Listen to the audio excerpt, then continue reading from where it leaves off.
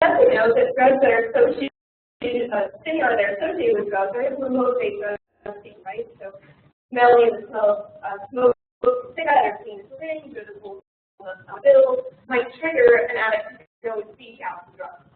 But the question is, how are cues able to do this? How are cues able to have some power over behavior? So one possibility is that drug abuse may be altering normal motivational processes. Is that to change these motivational processes, drugs and their associated cues are able to trigger dopamine craving and also being relapse. So based on these characteristics, there's the incentive sensitization theory that tends to explain what's going on. Some of you may be familiar with it. The idea that all drug abuse share the ability to activate the vasomotor dopamine system. And that through repeated administration of the system, which is also the system that's involved in motivation, that you're able to sensitize the system. And so then through sensitizing the system, cues that are then associated with the drugs are able to have a greater effect on behavior and trigger craving and relapse. Interestingly, while these psychostimulants can have very specific effects on drug abuse, they also have more general effects on more complex because it's things that also involved in the processing of natural words too. So it's possible then that if you give them cocaine and sensitize the system, that if you then expose animals to food paired cues, it might also be able to greater enhance their food motivated behavior as well. So we're going to be looking at both of these aspects, seeing how cocaine exposure is going to affect cocaine motivated behavior. We're going to see if cues associated with IDP alter cocaine directed behavior, and see if it affects drug seeking and drug taking similarly. We're also going to see how cocaine exposure affects food motivated behavior, and whether IV cocaine exposure alters how food paired cues affect food seeking behavior. And look at two different modes of delivery to see if self-administered cocaine produces different effects than non-contingent doses. So first, we're going to start off by looking at the two different actions of drug use. So there's sticking, for example, going to your dealer to try to get the drug. And also the actual taking or consumption of the drug. And so these two aspects of drug use we can model in animals using a task that we call the seeking-taking chain. This pass down to press this first lever, which we call the seeking lever, to get access to the taking lever, we then press the taking lever in order to get the delivery of the protein. So it separates out the two behaviors similarly as we see in human addicts. And similarly, it also has different motivational properties for how they would respond to these two different levers. And importantly, how they respond to these levers is largely governed by Pavlovian motivational properties, meaning that we would expect cues to largely have an effect on the response on the taking lever. So how do we study how cues are motivated behavior? Well, one common paradigm in animals is called the cue-induced reinstatement paradigm. So here, you can give animals a tone, and that's all of the associated with delivery of the protein or with the lever press response. You then extinguish that lever press response. That pressing lever no longer gets the protein, and they greatly decrease their lever pressing behavior. You then play that cue and see how that's able to reinstate their drug taking behavior. Importantly, though, the cue is directly associated with the instrumental response. So the cue is able to reinforce that lever pressing behavior, but it might be looking for reinforcing properties. What we really want in our study is look at how the cue is able to provoke drug use with its own motivation process. So instead, we're going to use a different paradigm called Pavlovian instrumental transfer.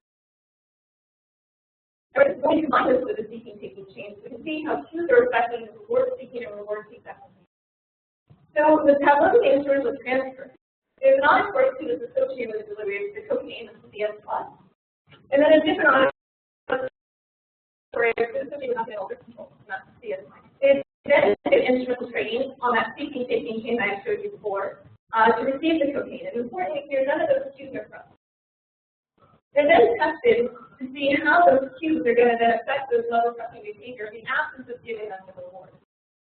So the important thing here is that the cues have never been associated with the lever press. So any increase you see in lever pressing on either of these levers, when the cue is on, has to be purely the motivational properties of the cell.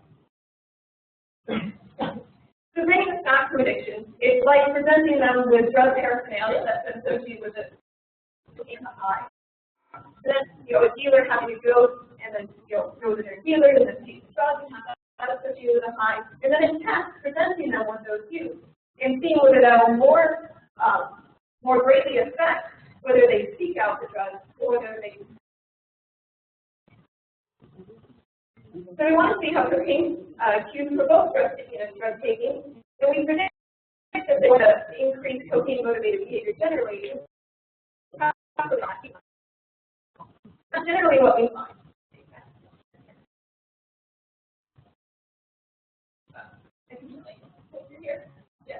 So here we have different 1-minute periods. So these first minute are while the CS itself is on, and this third minute here is right at the first minute after she was gone off. Then we're looking at different scores here, which is just how much they were lever pressing during these different minutes, subtracted from the baseline. So making sure that it's different than the baseline response down here at 0. So you can see that on the seeking lever, they're showing an elevation here during the second minute of the CS, but then quickly stopping responding after that CS is gone off. So the cues are affecting how they're responding on the seeking lever. But they're also greatly affecting how they're responding on the taking lever. And they're having a more enhanced and long effective lever. So that's, and even persisting after the cue is gone off. So that's essentially what we would expect. It's going to be suggesting that cocaine here cues for their opioid more greatly affect the consumption of a drug rather than the acquisition of a drug. So that's what we found when it comes to cocaine-motivated behavior. But what about food-motivated behavior? So we're looking at these two different modes of delivery of food-motivated behavior because response to self-administration produces greater changes in the dopamine system on. So if it's causing greater changes in the system that we know is involved in motivation, then it might be having a greater effect on food-motivated behavior. So we predict that response-contingent cocaine is going to have a greater effect on Pavlovian instruments and food rewards than non. The animals are trained similarly as before, except now they're lever pressing for food outcome represented by the small. They're then going to the Pavlovian training similar as before with the food outcome, and then they're getting some cocaine exposure in 3 different. So here in the master group, where they're able to poke their nose in the hole to get delivery of cocaine, and the no cocaine group, they can poke their nose in the hole, but it won't have any consequence, and they'll get cocaine delivered whenever the master says delivery. So this is the pharmacological control of the cocaine delivery. There's also healing failings. They can poke their nose in the hole, it won't have any consequence, but they'll get failings whenever the master is giving themselves cocaine. So this is going to serve as control for the whole procedure. They're then given 10 days for the sensitization to occur and tested on their behavior. So we find that IV cocaine sensitization enhances PID only for the master group. So once they're having this different score of baseline to task score, and you can see in the master that there's an elevation to the CS plus over CS minus, and also an elevation over baseline and over the yield of CS plus. Showing that it's not merely receiving cocaine that's able to produce effect.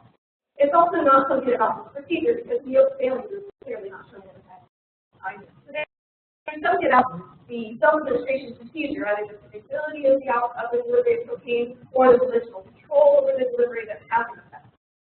And furthermore, for the master group only, the maximum amount of cocaine that they deliver on any given day predicted how strong of an enhancement they were going to show over the kid.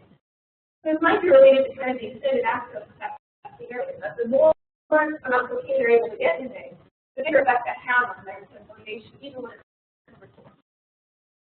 So in summary, we've shown that generally cocaine cues are able to affect behavior through an incentive motivational process. And now when it comes to the motivation for cocaine, you'll find PID for cocaine cues primarily on the taking action. So cocaine cues can trigger drug consumption more strongly than drug acquisition. When it comes to incentive motivation for food rewards, the finding that cocaine exposure enhances PID for food rewards, but only in the master group, suggesting that cocaine exposure alters motivational processes for other rewards, not just another.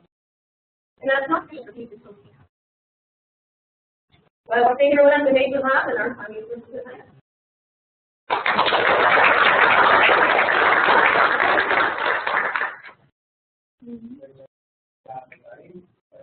Questions?